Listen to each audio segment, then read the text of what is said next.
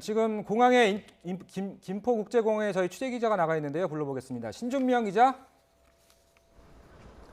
네, 김포국제공항에 나와 있습니다. 자, 교민들을 태운 전세기 조금 전 도착한 거죠? 네, 맞습니다. 우한 현지 교민들을 태운 전세기가 조금 전 김포국제공항에 도착했습니다.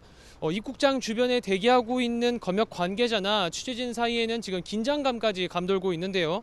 전세기는 우리 시각으로 오전 6시 3분쯤 중국 우한 태난 공항을 이륙했습니다. 원래는 우리 시각으로 새벽 3시 45분쯤 출발할 계획이었지만 2시간 정도 지연된 겁니다. 현지에서 철저한 검역이 진행되면서 출발 일정이 조금 늦어졌는데요. 실제로 전세기에 탑승한 교민은 순차적으로 검사를 받은 뒤 탑승했다며 검역을 꼼꼼히 해서 출발 시각이 늦어졌다고 설명했습니다.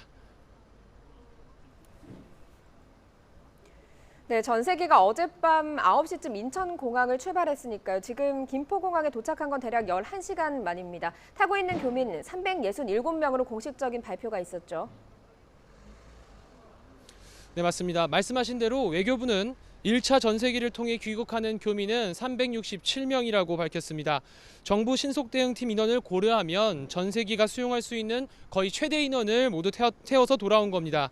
애초 현지 교통편이 좋지 않아서 교민들이 제때 공항에 집결하지 못할 수도 있다는 걱정도 있었는데 일단 그런 부분은 없었던 것으로 보입니다. 현재 우한을 포함해 후베이성 일대에서 귀국을 요청한 교민은 700여 명 정도로 알려져 있는데요. 일단 정부가 목표한 대로 1차 수송을 통해 최대한의 인원을 태워올 수 있게 됐습니다.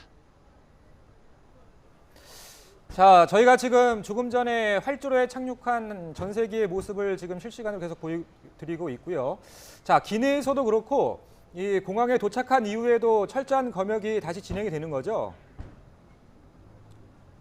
네, 그렇습니다. 애초 정부는 전세기 안에서 혹시 모를 감염을 막기 위해 앞, 뒤와 양 옆을 모두 띄어서 교민들을 앉도록 하게 했었습니다.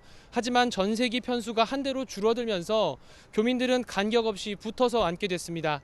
하지만 탑승하기 전 중국 당국의 체온 측정과는 별도로 우리 겸역관들이 따로 검역을 진행했고요.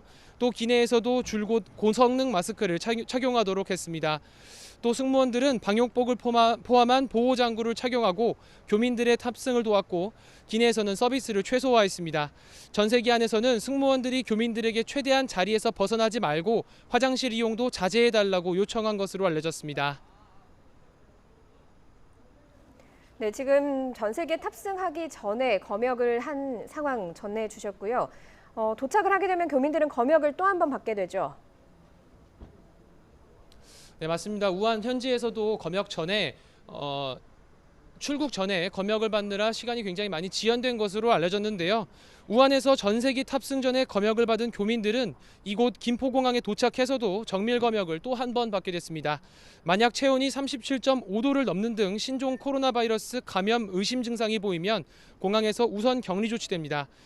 검역을 통과한 교민들은 일반인들이 사용하는 입국장이 아니라 비즈니스 항공센터로 나오게 됩니다. 따라서 일반 공항 이용객들과 동선이 겹치지는 않습니다.